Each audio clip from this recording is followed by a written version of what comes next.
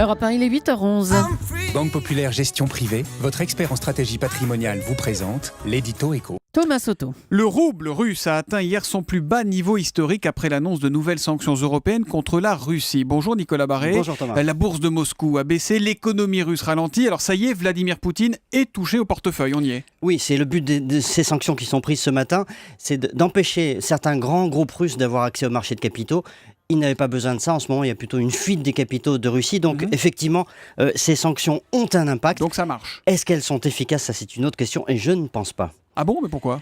D'abord parce que l'Europe est divisée sur ce sujet et donc elle avance un peu en crabe. C'est-à-dire que d'un côté, on dit on prend des sanctions et puis de l'autre, on dit oui, mais enfin, on va les lever à la fin du mois si le cessez-le-feu tient en Ukraine. Donc il y a un peu un double langage. Et puis d'autre part, alors, si le but était d'affaiblir Poutine, c'est complètement raté. J'ai regardé les sondages. Il a gagné 20 points dans les sondages depuis le printemps. La courbe de popularité augmente, plus les sanctions augmentent.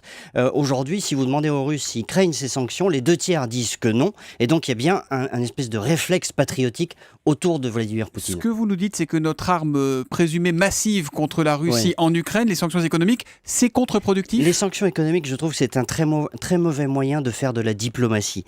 Ça pénalise d'abord autant, sinon plus, ceux qui les prennent que ceux qui les subissent. On voit bien ça en ce moment en Europe. Et puis, alors, d'abord, ça nous pénalise, nous, Français, parce que la Russie est un relais de croissance pour Total, Auchan, Vinci, enfin tous les grands groupes. 1200 entreprises françaises sont installées en Russie. Il y en a 6000 qui commercent avec ce pays. Deuxièmement, ça pénalise l'Europe par rapport aux États-Unis. Obama nous dit, allez-y, prenez des sanctions, nous on va faire la même chose, sauf qu'ils ne risquent pas grand-chose. Ils font très peu de commerce avec la Russie. Ensuite, pendant ce temps-là, pendant que nous prenons des sanctions, nos concurrents, notamment des pays émergents, prennent des marchés. Et ça, une fois ne prennent pas de sanctions contre la Exactement, Russie. Une fois que ces marchés sont pris, on ne va pas les rattraper. Effectivement, ils y vont. Et puis quatrièmement, ça pousse la Russie à regarder vers Pékin.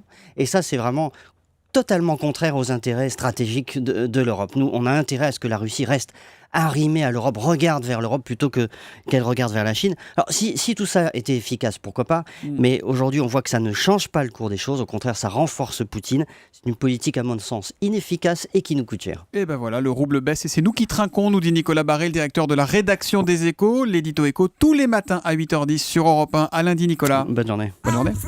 C'était l'édito éco avec Banque Populaire Gestion Privée, votre expert en stratégie patrimoniale.